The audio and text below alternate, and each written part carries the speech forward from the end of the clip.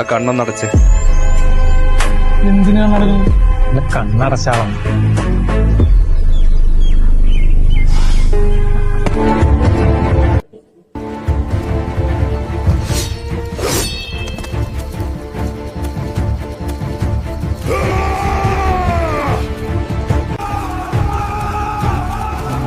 എന്താ ഭയന്നോ?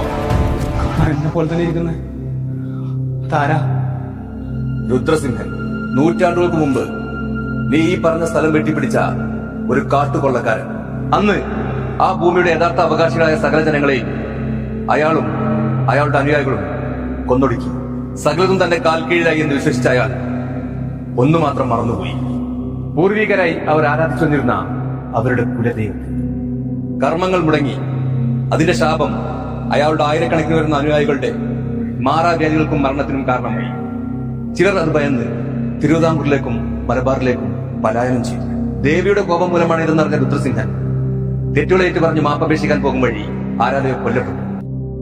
ആ രുദ്രസിംഹന്റെ പുനർജന്മമാണ് നീ.